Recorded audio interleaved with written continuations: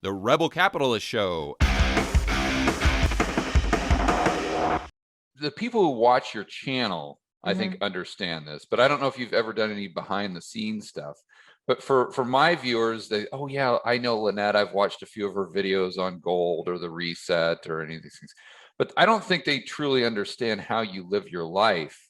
And I think it's very important in today's day and age that people understand that. I was just part of this documentary called The End Game, where yes, they talk about finances and economics, but they also talk about how in the future we're most likely going to see greater amounts of civil unrest and definitely see more government overreach, especially, you know, looking at what we've seen in 2020, 2021.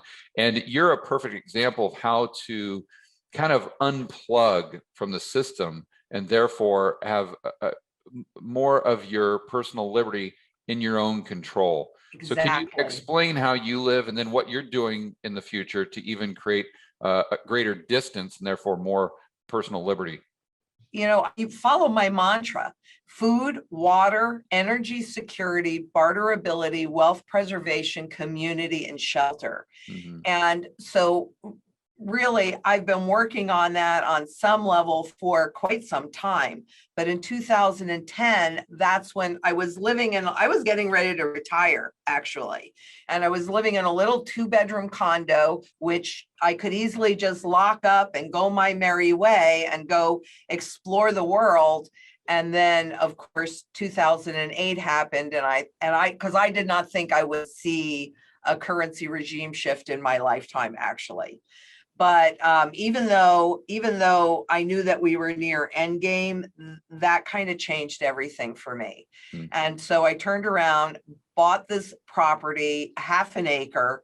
I would have gone out, but my children wouldn't, and I would never leave them. So I decided that I needed to kind of make my last stand right where I was. And I bought a half an acre property that I could grow food on. And that was the first thing I did.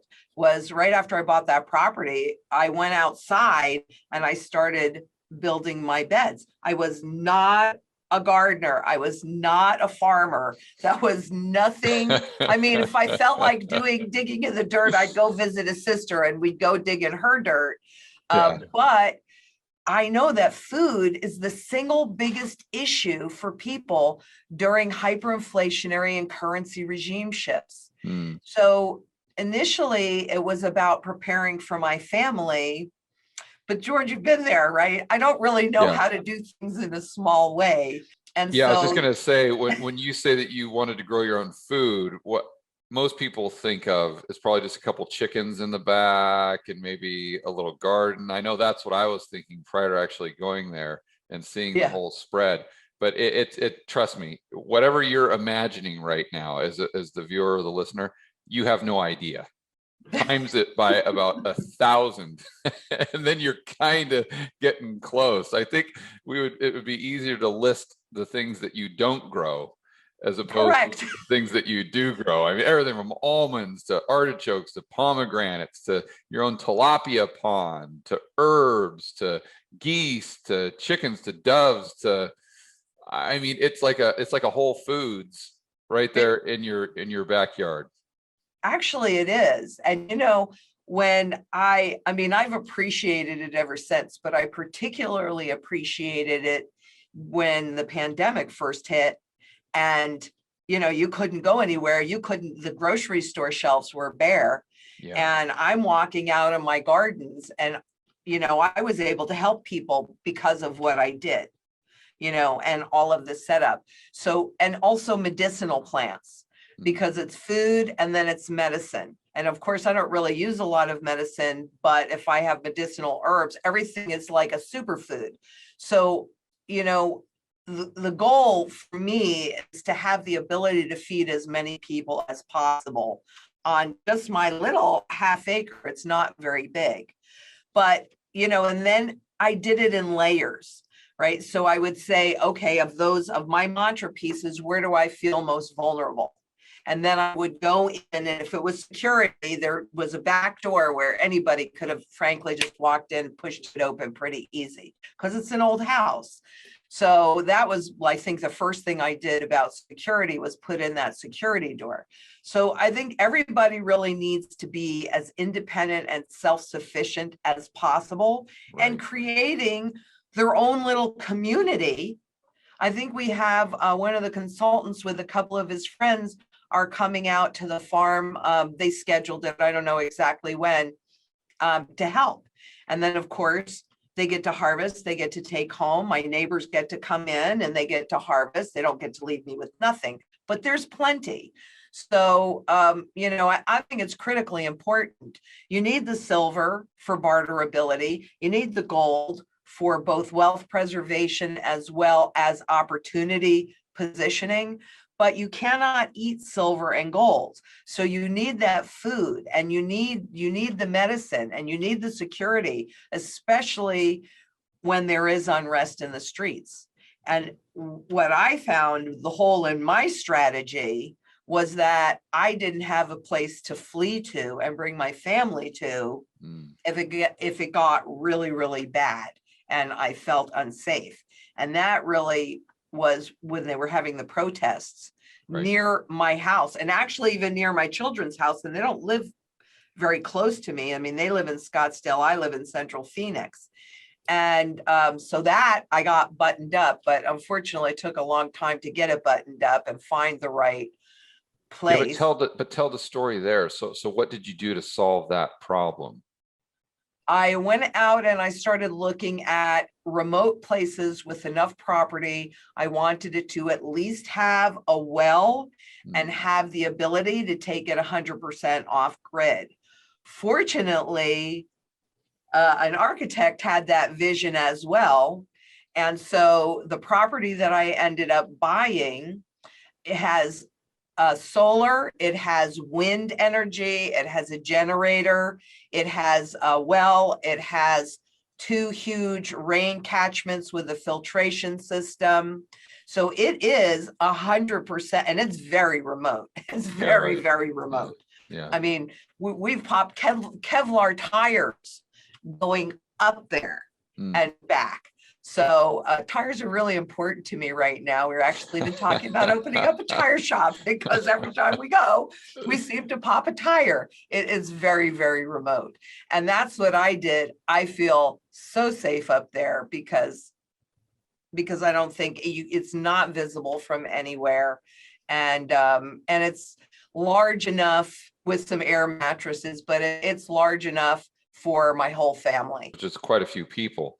So if we went through, I mean, even obviously the probability is probably very low, but the United States goes through some sort of hyperinflationary event, or some event, who knows, with the way that the social unrest and the divisiveness is going. I mean, you look at civil war, and I hate to use that term lightly, but I'm doing so because I just saw an interview with Neil Howe, who is the author of The Fourth Turning.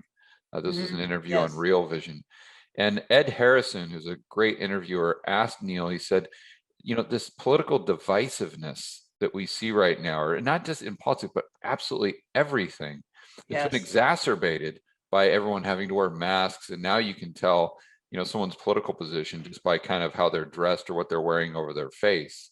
He said, have you ever seen anything like this in your life? Or have you, throughout your research, right? Have you ever seen it? He said, yeah. He goes, if you look back through American history, twice we were at this level. Number one, the American Revolution, and number two, just prior to the Civil War. And so, again, I don't want to be hyperbolic and use that term, but the fact of the matter is, we've only been this divisive as a society twice before, and kind of it's ended up with, let's say, conflict. And so, regardless of whether we have that hyperinflationary event or XYZ conflict, I know this property, your family is going to be, they're going to be taken care of. And I think that people really need to start, not losing sleep over this, but at least having a plan B. You've got to have a plan. So if someone is listening to this right now and saying, okay, I get what Lynette is saying, and I like her principles, But if I'm starting from scratch and I'm someone that's making $50,000 or $75,000 a year, they might not be able to buy a bug out place that's 75 miles into Nowheresville on solar Right. and a well and all these things. Right. What steps can they take using your seven principles? To really make sure that, or do the best that they can to ensure there's family as they're preserving wealth and they're preserving their liberties and freedom, and they're creating a sustainable future for their family, regardless of what's happening around them. Exactly. And I think what you have to do is look at where your biggest holes are. And, how do you eat an elephant one bite at a time? So you look at what your circumstances are and what you have to work with.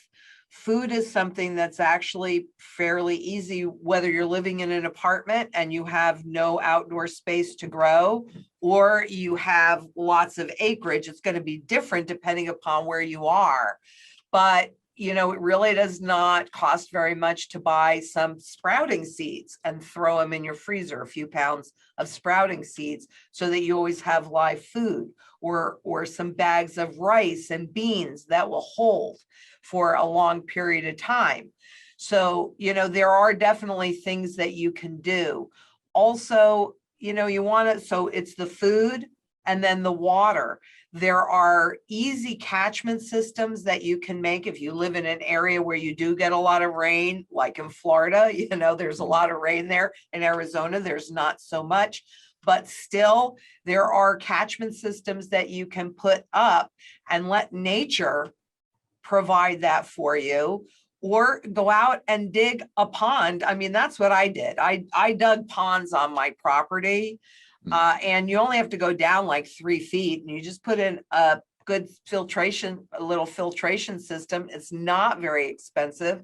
There's lots of how-tos on YouTube, and we're doing some things to help people learn how to do that. So I would basically say what you need to do is you need to write the mantra down and then say, okay, where do I feel the most pain? I mean, silver is not very expensive.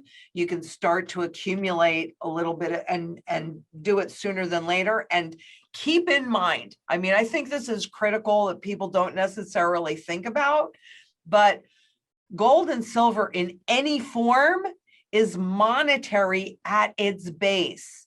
So like when the coin dealers were having a hard time getting silver, well, guess what? Go to an antique shop. And I've even had people, antique dealers, comment on that. Go to like an antique mall, find out who deals in most of the silver there, and ask them if they'll sell you their scrap.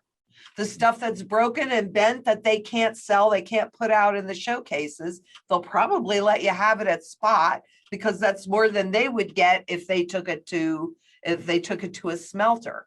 Right. So the same thing with gold. I mean, knowing this, I accumulated a lot of that stuff over the years. Not so easy to find anymore, but I'd go to yard sales, estate sales, Salvation Army, so secondhand stores, all of that. And people don't realize what they have, and they just think that it's junk, or I don't want to polish it. So you have to look at where you are the most vulnerable and then start to plug those holes in. You're in a different circumstance than I am. You're going to have different goals than I do. You're going to have different means to work with than I do. So yeah, it all has to be, all the strategy is basically at the base, it's the same. Mm-hmm. It's what goes on top of it, those nuances that really need to be customized to you, your circumstances, and your goals.